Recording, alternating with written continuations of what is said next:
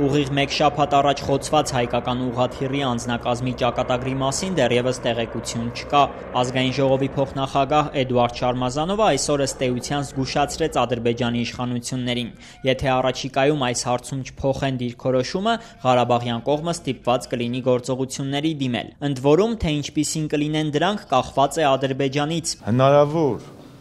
սրման, հնարավոր ոչ ցանկալի իրավիճակի ամբողջական պատասխանատվությունը ընկնում է բռնապետական Ադրբեջանի վրա։ Եվ այս իմաստով կարծում եմ, որ եւ միջազգային հանրությունը պետք է շատ ավելի հստակ պրեսինգի ենթարկի։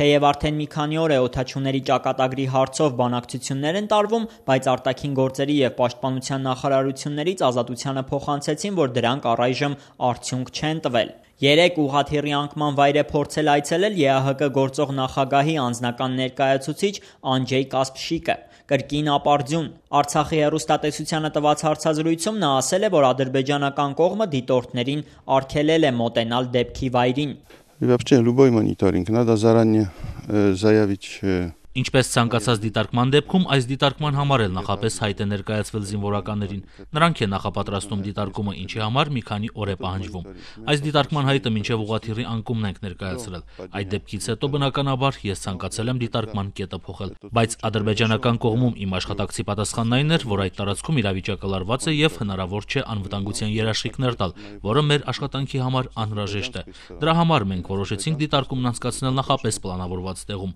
իսկ ուղղաթիռի մասով ես բանակցությունները շարունակում եմ։ Очень напряженная обстановка и невозможно будет дать гарантии безопасности, которые нам необходимы. Այսօր այս հարցով Կասպշիկի հետ քննարկում է անցկացրել նաև պաշտպանության նախարար Սեյրան Օհանյանը։ Պաշտպանության նախարարության խոսնակ Արծրուն Հովհաննիսյանը ազատությանը փոխանցեց, որ հանդիպման ընթացքում հատուկ պայմանավորվածություն ձեռք չի բերվել։ Առայժմ ապարդյուն բանակցությունները եւ միջազգային կառույցների քայլերը այսօր Երևանում բողոքի ցույցի պատճառ էին դարձել։ Մի քանի տասնյակ երիտասարդներ ԵԱՀԿ Երևանյան գրասենյակի դիմաց պահանջում էին հստակ քայլեր ձեռնարկել։ Պահանջում ենք ԵԱՀԿ-ից համապատասխան միջոցներ ձեռնարկել ուղղաթիռի անձնակազմի մարմինները հայրենիք վերադարձնելու եւ ադրբեջանական ագրեսիվ քաղաքականությունը դատապարտելու ուղղությամբ։ Եվ մենք միաժամանակ մեր դժգոհությունն ենք հայտնում միջազգային կազմակերպությունների անտարբերության դրսևորմանը։ Բողոքի ցույցի կազմակերպիչները պահանջնամակ հանձնեցին ԵԱՀԿ գրասենյակ։ Արդեն 3 օր նույն պահանջով գրասենյակի դիմաց հացադուլ է անում նաև Ժառանգության խոսնակ Դավիթ Սանասարյանը։ Այսօր ԵԱՀԿ Երևանյան ներկայացուցչության ղեկավարը նրան վստահեցրել է, որ իրենք փորձում են ստեղծված իրավիճակին լուծում տալ։ Ինձ թվում է լուրջ չեն իրանք ավելի, քան պետք է լինեն, քան իրենց